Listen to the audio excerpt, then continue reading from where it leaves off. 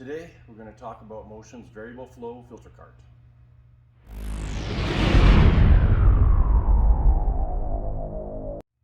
Motion's variable flow filter cart has features you don't typically see on a lot of other filter carts.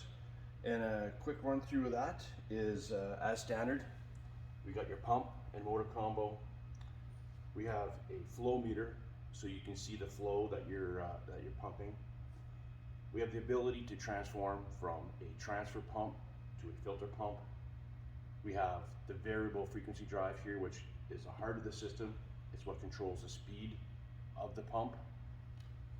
And we have a particle counter. So this enables you to check your ISO count as you... To switch between transfer mode and filter mode is easy. These three ball valves here are what control that.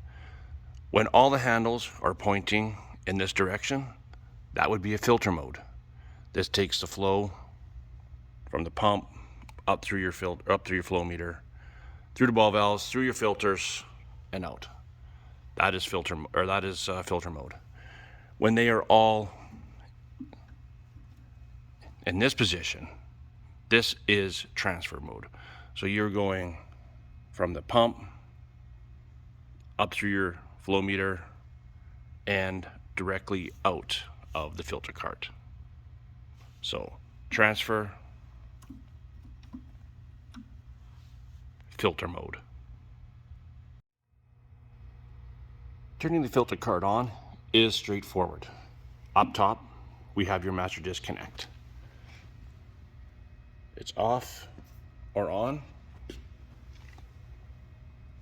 Then we have the start stop for the electric motor for the pump and the variable speed.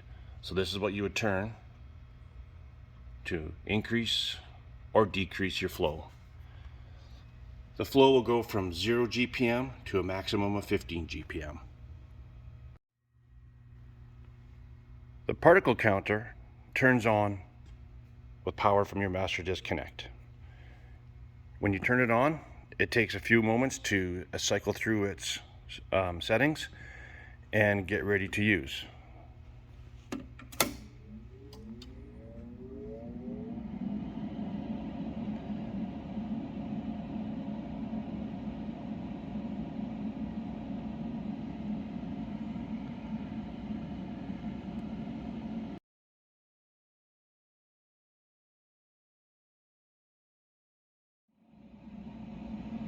Once the particle counter has gone through its startup procedure, you'll get the check message.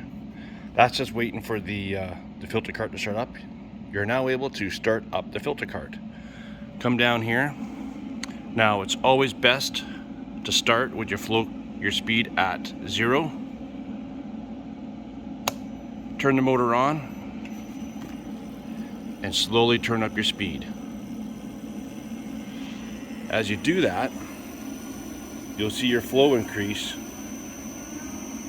and you may see this needle chatter a bit as it gets prime in the pump. Turn that up until you do not get that noise, which is cavitation. So run it whatever speed you can between 0 and 15 gallons a minute, and it sounds good. Once it's doing that, you'll see that the particle counter will start having a reading, and you can change what you see. Right now, the yellow light tells us we're on temp.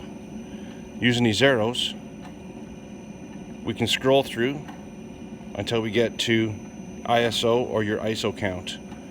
Right now, we're showing a 20, 17, 13 reading. As that oil filters through the filters, that should go down.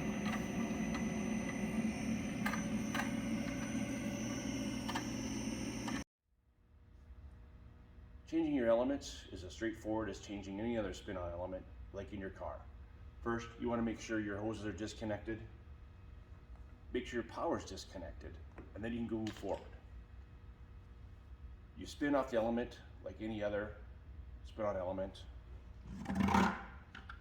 always a good idea to have a bucket underneath there to catch any oil that might spill out of there. Once this element is off, you want to make sure the O-ring that's going to be up in the base is removed.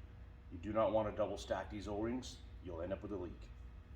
Once you get your new filter, take your new O-ring, put some oil on it, install that O-ring, spin on your new element.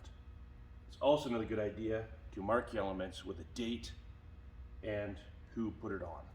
Just a good idea to keep track of all these elements have been in there and perhaps what oil was used previously. Motion's variable flow filter carts are a great way to prevent costly downtime and maintain consistent performance in your equipment. By maintaining the proper ISO count of your oil, you'll go a long way into increasing and adding longevity to your equipment. If you have any further questions, there will be a number at the end of the video. Feel free to contact us here at ABO8.